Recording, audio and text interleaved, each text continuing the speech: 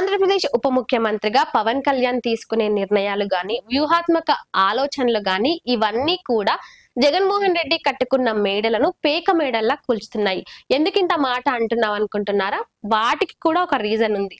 అయితే నార్మల్ గా మనకి ఎలాంటి సమస్యలు అంటే ముఖ్యంగా గ్రామాల్లో చూసుకుంటే ఒక బర్త్ సర్టిఫికేట్ కావాలన్నా, డెత్ సర్టిఫికేట్ కావాలన్నా, ఇంటికి సంబంధించిన ఏవైనా పనులు జరగాలన్నా కూడా ఆ సంబంధిత ఆఫీసుల చుట్టూ 10 లేదా 20 సార్లు తిరుగుతూనే ఉండాలి. అలా తిరిగిన తర్వాత ఒకవేళ ఆ సంబంధిత అధికారులు మనకు అందుబాటులో ఉన్నా కూడా వాళ్ళ సమయం మనకు కేటాయించాలన్నా, మన పని జరగాలన్నా వాళ్ళకి లంచం ఇవ్వాల్సిందే, లేదా ఇంకేదో విధంగా హెల్ప్ చేయాల్సిందే. అంటే ఊర్లలో చూసుకుంటే అయితే ఈ నేపథ్యంలోనే ఇటు రెవెన్యూ డిపార్ట్మెంట్ కి సంబంధించి ఇక ఆ డిపార్ట్మెంట్ గురించి ప్రత్యేకంగా చెప్పాల్సిన అవసరం లేదు. ఎన్ని ఇబ్బందులు, ఎన్ని అవాంతరాలు, ఎన్ని కథలు ఉంటాయో మనందరికీ తెలిసిందే.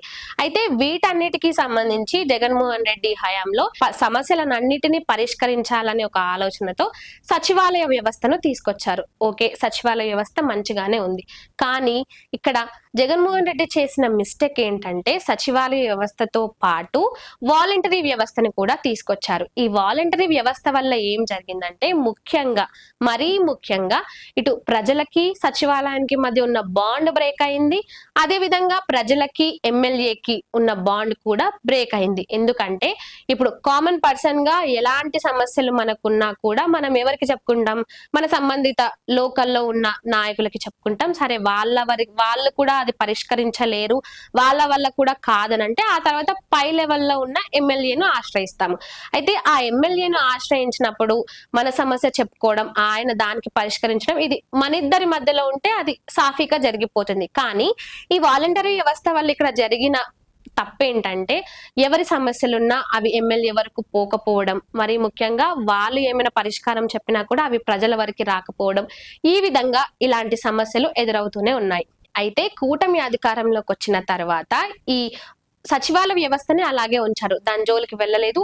ఆ వ్యవస్థ మంచిగానే ఉంది. కానీ ఈ వాలంటరీ వ్యవస్థ ఏదైతే ఉందో ఆ వ్యవస్థను మాత్రం మొత్తానికే తొలగించారు.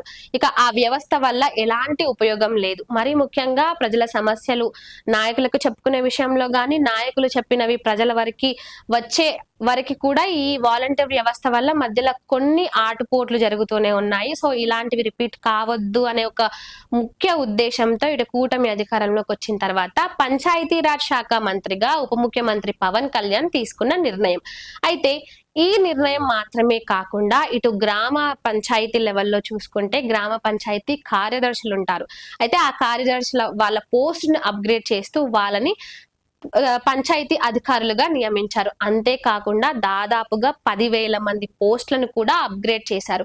ఈ విధంగా పంచాయతీరాజ్ శాఖ మంత్రిగా ఇటు ప్రతి విషయంలో అంటే మౌలిక సదుపాయాల విషయంలో గాని, స్కూళ్ల విషయంలో గాని, అన్ని విషయాల రోడ్ల విషయాల్లో గాని, అంటే ఒక బేసిక్ నీడ్స్ గ్రామాల్లో ఉండే వాళ్ళకి ఈ బేసిక్ నీడ్స్ ఏవైతే ఉంటాయో వాటి విషయాల్లో ఏ మాత్రం కూడా ఉప ముఖ్యమంత్రి పవన్ కళ్యాణ్ తగ్గకుండా గ్రామ పంచాయతీ ఈ పంచాయతీ శాఖ మంత్రిగా ఆయనకు సంబంధించిన శాఖల్లో ఆయన చాలా దూసుకుపోతున్నారు.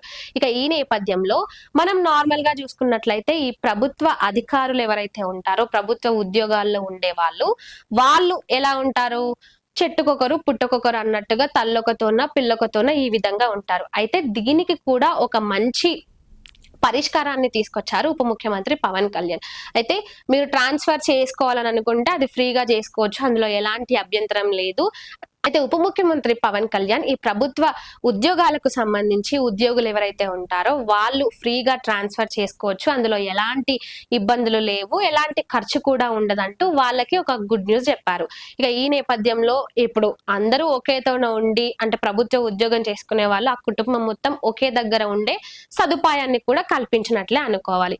ఇక ఈ నేపథ్యంలో కేవలం ఈ గ్రామ పంచాయతీ ఇవి ఏవైతే ఉన్నాయో ఈ పంచాయతీరాజ్ శాఖకి సంబంధించి మాత్రమే కాకుండా ఏ శాఖకి చూసుకున్నా ఇటు అటవీ శాఖలో కూడా ప్రతి శాఖలో చూసుకుంటే ప్రభుత్వ ఉద్యోగులు ఎవరైతే ఉన్నారో వాళ్ళందరూ పవన్ కళ్యాణ్ ను కొనియాడుతున్నారు. అంటే ఒక ప్రభుత్వ ఉద్యోగికి ఈ విధంగా ఫ్రీడమ్ ఇచ్చి అంటే చేసే పనుల్లో ఎలాంటి అవాంతరాలు రాకూడదు, మీరు సక్రమంగా వెళ్ళండి, మీ పని మీరు చూసుకోండి, ఎలాంటి ఇబ్బందులు వచ్చినా నా వరకు తీసుకురండి, నేనున్నాను అంటూ హామీ ఇవ్వడం, వాళ్ళకి ఫుల్ ఫ్రీడమ్ ఇవ్వడం, ఇలా ఇవన్నీ పవన్ కళ్యాణ్ చేస్తుంటే ఇటు ముఖ్యంగా ప్రభుత్వ ఉద్యోగులు ఎంతో సంతోషాన్ని వ్యక్తపరుస్తున్నారు. అంటే ఒక ఉద్యోగికి కావాల్సింది ఇంకేంటి, ఆయన చేసే పని సక్రమంగా ఉండాలి, ఎవరి నుంచి ఎలాంటి బెదిరింపులు గాని అవాంతరాలు గాని సమస్యలు రాకుండా ఉండాలి, ఆయన పని ఆయన చేసుకుంటూ పోతే అదే కదా ఎవరికైనా కావాల్సింది.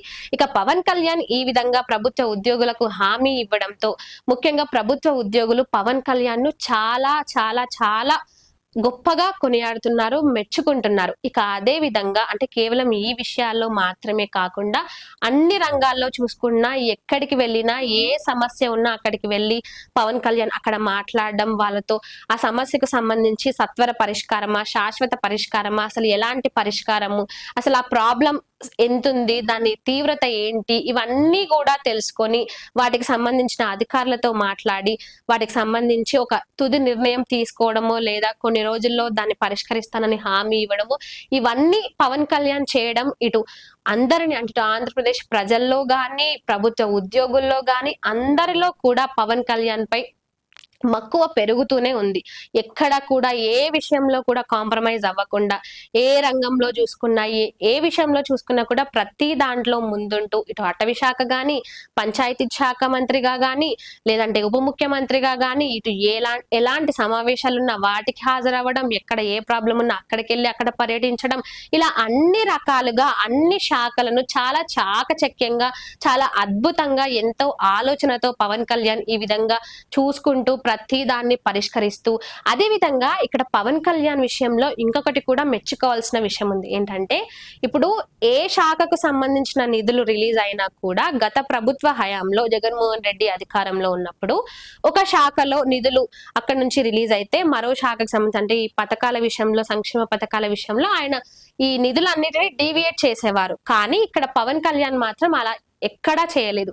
ఏ శాఖకు సంబంధించి ఆ శాఖకు ఆ నిధులను వాటికి మాత్రమే కేటాయించడం, అవసరం అన్న దగ్గర అవసరానికి తగ్గట్టుగా, ఇక్కడ అవసరం లేదు, ఇక్కడ ప్రజలకు అంత అవసరం లేదు, వీళ్ళ అవసరం లేదు అని ఏమాత్రం అనిపించినా ఒక్క క్షణం కూడా ఆలోచించకుండా ఆ వ్యవస్థను తొలగించడం, మరి ప్రజలకు ఏమైనా సమస్య ఉంది, ఇక్కడ ప్రజలకు నిధులు గాని ఏవైనా గాని అవసరం అన్న దగ్గర అక్కడ ఖచ్చితంగా వాటిని అందే విధంగా చూడడం, ఈ విధంగా పవన్ కళ్యాణ్ ప్రతి శాఖలో ఆయన ఇంపార్టెన్స్ ను ఆయన అంటే ఈ శాఖలో ఆయనకంటూ ఒక ప్రత్యేకతను చూపిస్తూ ఇటు రాజకీయాల్లో గాని అన్ని రకాలుగా గాని అరే ఇది కదా ఒక నాయకుడు అంటే ఈ విధంగా కదా ఉండాల్సింది, ప్రజలకు ఇలాంటి నాయకుడే కదా కావాల్సింది అన్న విధంగా పవన్ కళ్యాణ్ ముందుకు వెళ్తున్న విధానం చూస్తుంటే ఇటు ఆంధ్రప్రదేశ్ ప్రజలకు మాత్రమే కాదు అందరూ కూడా పవన్ కళ్యాణ్ పనికి, పవన్ కళ్యాణ్ పని తీరును మెచ్చుకుంటున్నారు.